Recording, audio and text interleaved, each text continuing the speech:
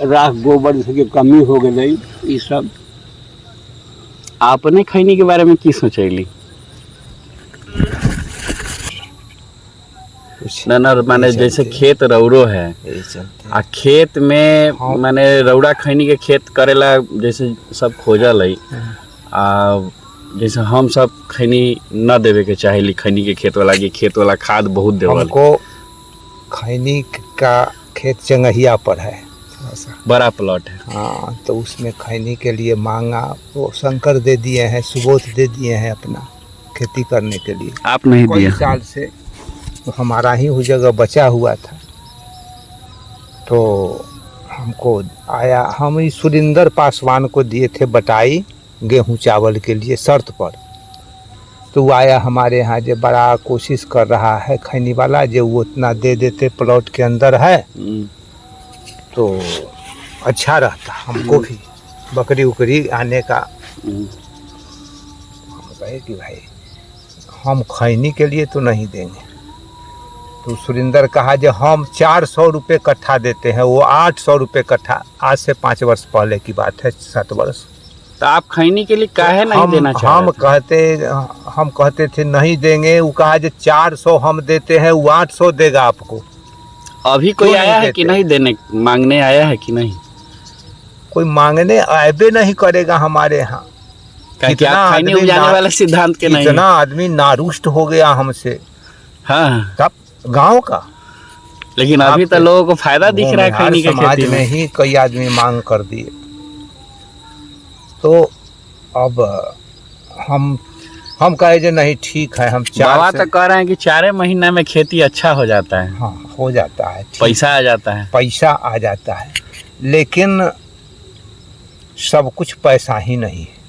हाँ, ये बात तो बहुत बड़ा, सब कुछ पैसा ही नहीं। आज गांव में कई गुना ज़्यादा पैसा है पहले से, लेकिन पहले के लोग जो सुख शांति में थे वो आज नहीं। इसको आप मान सकते हैं ना। पहले जो गांव में आपस में सौहार्द था, ईर्षा द्वेष इतना नहीं था। आज इतना ईर्षा द्वेष है, इतना सौहार्द में कमी आ गई है कि पहले से जितना ही पैसा बढ़ा है उतना ही आपस में विद्वेष भी बढ़ा। लोग एक दूसरे से बात नहीं को देखना नहीं चाहते, एक दूसरे के दरवाजा पर जाने में डरते हैं। पैसे न हो पर अब आ गया। देखिए, पहले था हर कोई आपके गांव में, सुनिए, इतना बड़ा गांव है, खान पान कहला लोग एक रख ले, कहला कि चूंकि हम सबों से संपर्क रहे, कोई तरह के बात है, लेकिन अब हो गए हम लोग का दूसरे ढंग के।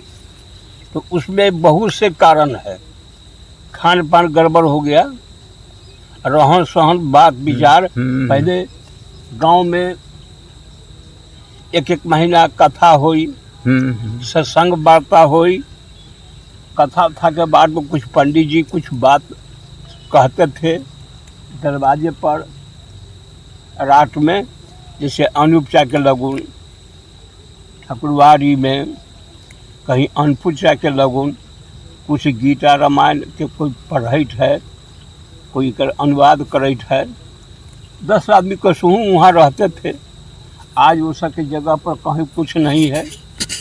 ये सब तरह के है ना।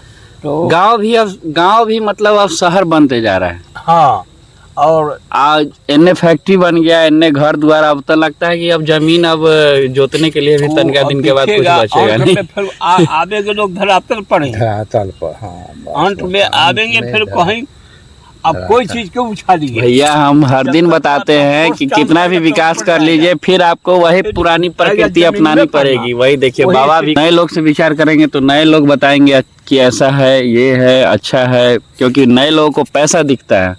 पुराने लोगों को पैसा नहीं, समाज के साथ साथ संस्कृति भी दिखता है धरोहर के रूप में, कि वो अपना 10 पीढ़ी आगे तक सोच के काम करते हैं। लेकिन नए लोग सिर्फ अपने भर सोचते हैं, अगले पीढ़ी तक नहीं सोचते हैं। ज़्यादा से ज़्यादा नए लोग सिर्फ आगे की सोच करने के लिए सिर्फ इंश्योरेंस करा के जाते हैं। बाकी अगला जो पीढ़ी है वो क्या खाएगा, कैसे रहेगा, कैसे जीवन यापन करेगा, ये अगली पीढ़ी दूरदर्शी सोच लोगों का समाप्त हो गया।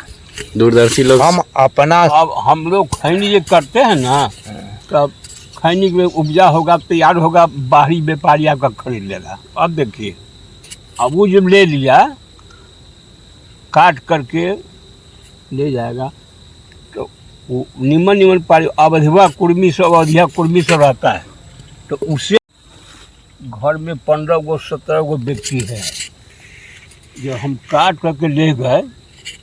अब उन लोगों को हो जाएगा एकदम, इसको पसारना है, समेटना है, तो इनको आकाश में मेघ लगा के एकदम उनमें हम लड़के बच्चे बाले बच्चे सब मिलकर कर लेते हैं और बनाते हैं, जो कि हम लोग नहीं कर पाएंगे। 6 महीना तक ले तो हमारा जौन बन का खर्चा आ ओहू में जो कपड़ा से ज़्यादा करिए तो 4 गो 5 गो 7 गो जौन को 12 महीना दरमाहा देना है और रखना है।